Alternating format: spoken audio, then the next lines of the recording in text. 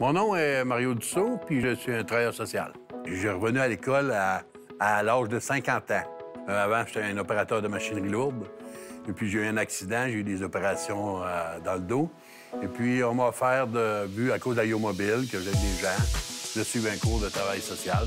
Ayo-Mobile, c'est un organisme à but non lucratif. C'est un autobus scolaire que j'ai transformé en cuisine pour nourrir les sans-abri. J'ai été, moi aussi, un sans-abri quand étant plus jeune. Puis, moi, je pensais jamais travailler là-dedans. Là.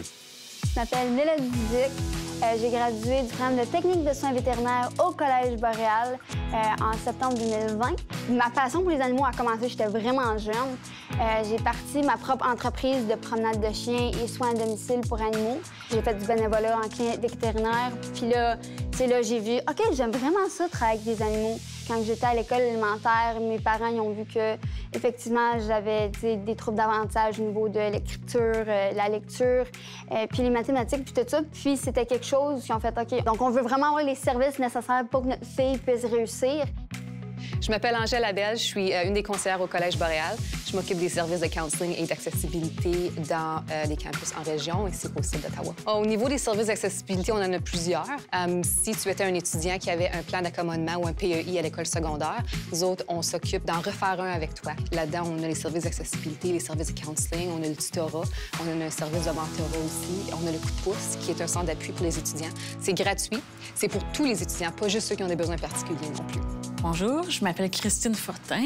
Je travaille ici à Timmins, à la bibliothèque municipale de Timmins. Quand j'étais étudiante, j'ai utilisé plusieurs services.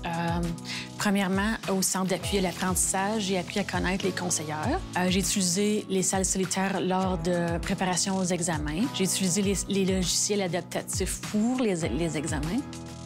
Mon nom est Isabelle Chaussé et puis je suis la gestionnaire des stratégies en santé mentale au Collège Boréal.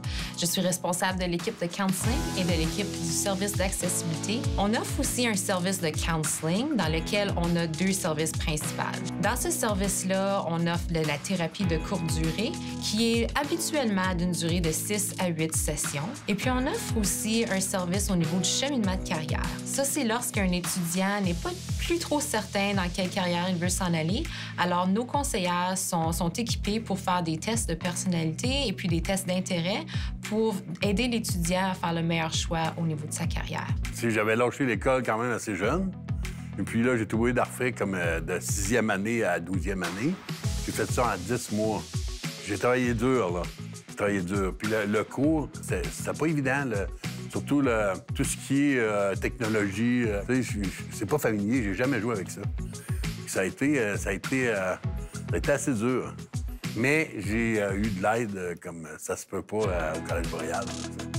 C'est le meilleur collège pour moi à avoir été pour suivre ce cours-là. Les gens qui ont des troubles d'apprentissage, c'est pas qu'on est stupide, c'est pas qu'on n'est pas capable. C'est que notre cerveau fonctionne différemment et il s'agit juste d'avoir les services nécessaires.